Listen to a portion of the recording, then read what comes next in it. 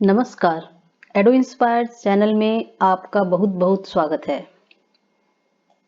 आज हम आपके लिए 12वीं कक्षा की पुस्तक भास्वती से पाठ 5 का भाग 2 प्रस्तुत करने जा रहे हैं, जिसका शीर्षक है दौवारिकस्य निष्ठा।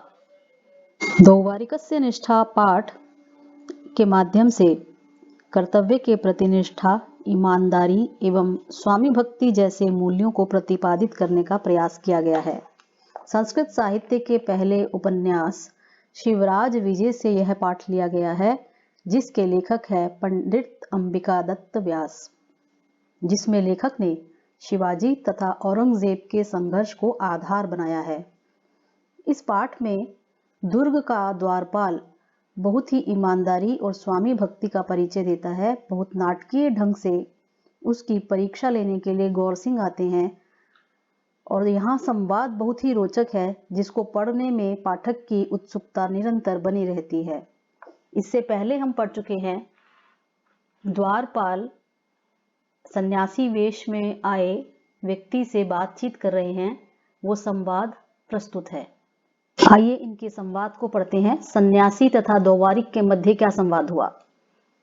सन्यासी ने कहा, कथम अस्मान सन्यासिनो अपि कठोर भाषणैः तिरस्करोति।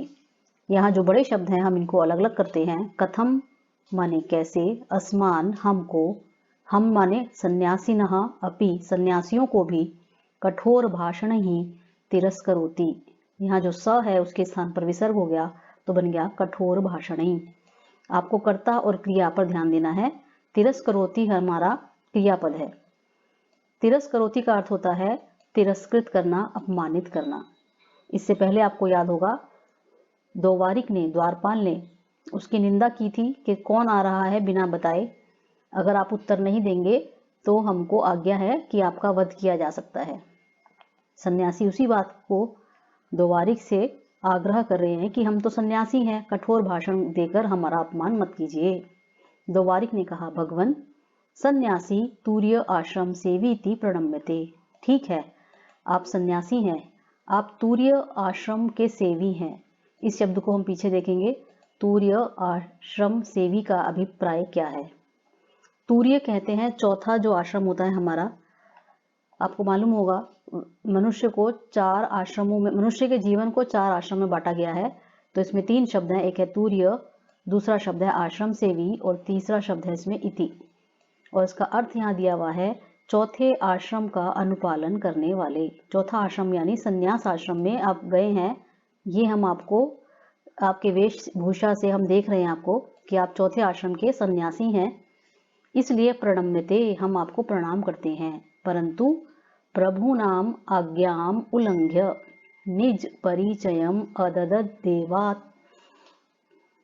इस शब्द को हम इसको अलग अलग करते हैं।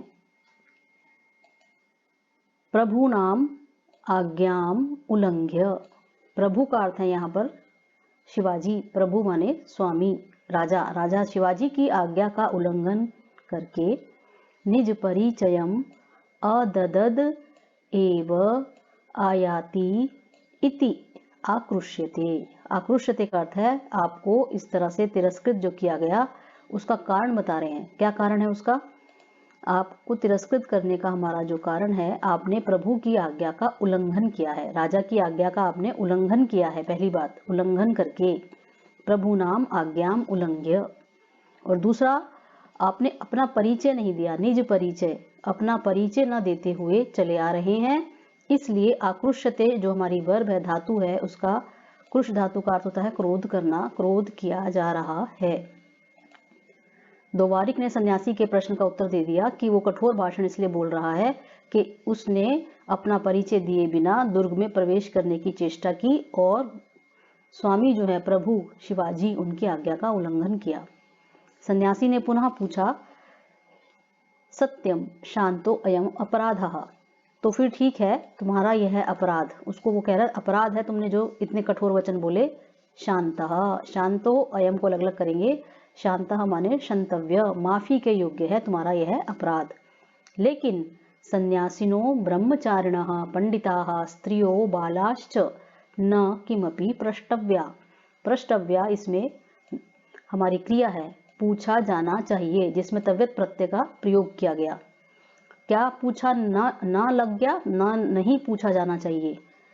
अब प्रश्न बनता है क्या और किससे, तो उत्तर में लिखा है यहाँ सन्यासी यदि कोई है, ब्रह्मचारी है या पंडित है, अथवा स्त्री या बालाहा, बालाश्चा को भी अलग अलग करेंगे तो बनेगा बालाहा च। इन सब में आप देख रहे हैं प्रथमा बहुवचन का प्रयोग है।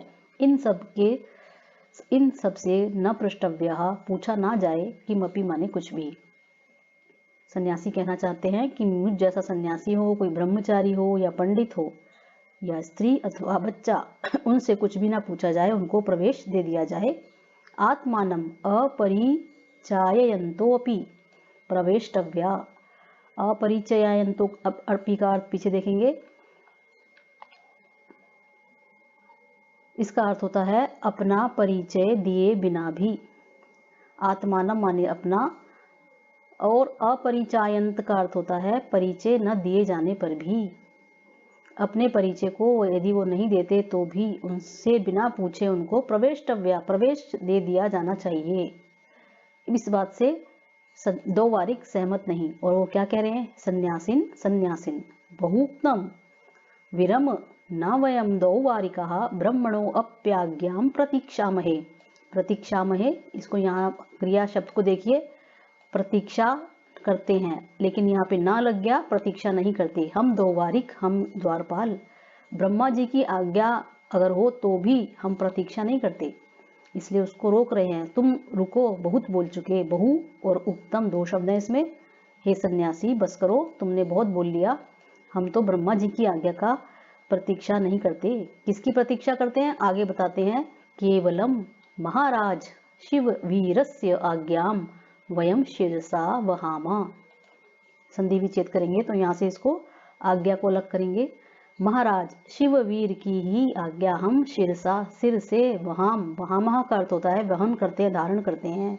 हमारे लिए वीर शिवाजी की आज्ञा से बढ़कर ब्रह्मा जी की आज्ञा भी नहीं। प्राहने महाराजस्य संध्योपासना समये भवादृशाणाम प्रवेश समयो भवति न तु रात्रौ। और भी उनको बता रहे हैं दो वारिक, एक सन्यासी को समझा रहे हैं कि तुम्हारे जैसे लोग कब प्रवेश कर सकते हैं, संध्यो उपासना समये, संध्या जब होती है, दिन और रात का जो मिलन का समय है दो बार, उस समय आपके जैसे लोग प्रवेश कर सकते हैं। न तु रात्रौ, इस समय तो रात्रि हो रही है, इस समय आपका प्रवेश वर्जित है, बिना पहचान के आपको अंदर नहीं जाने दिया जा सकता। तब वो पूछ रहे हैं सन्यासी ने, तत् किम करोमि न प्रविशति रात्रौ, तत् को अपि न प्रविशति रात्रौ, को अपि को अलग अलग करेंगे, कह अपि। तो उसने पूछा कोई भी रात के समय प्रवेश नहीं कर सकता। दो वारिक साक्षेपम, उसको थोड़ा क्रोध सा आ रहा है, और वो क्या कह रहे हैं, कोपि कथम न प्रविशति, कैसे कोई भी प्रवेश नहीं कर सकता।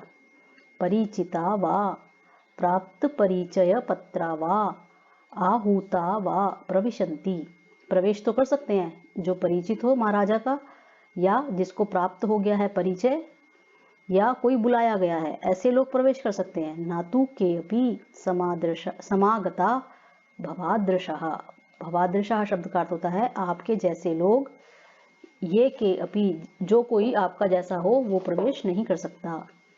सन्यासी ने कहा दो वारिक, इत आयाहि किमपि करणे कथयिष्यामि। यहाँ संधि विच्छेद होगा, इत शब्द में जो विसर्ग है उसका लोप हो गया, तो बनेगा इतः आयाहि, यहाँ से आइए, आहाई का अर्थ होता है आइए, कुछ काम कान में, कथयिष्यामि कहूंगा। तथा कृत्वा, दो वारिक ने भी वैसा ही किया। ये जो कोष्ठक में दिया गया है इसका अर्थ है वैसा करके। कैसा करके, समीप आकर अपने कान में सन्यासी की बात सुनते हुए, कथ्यताम, कहिए, अब आप कहिए आप क्या कहना चाहते हैं। तो हम अगले वीडियो में इसके अवशिष्ट भाग को आपके लिए प्रस्तुत करेंगे। अभी हम केवल आपको दोनों की बातचीत दिखाई, हमने सुनाई। आपको हमारा वीडियो कैसा लगा, अपने विचार कमेंट बॉक्स में लिखकर हमें बताएं। धन्यवाद।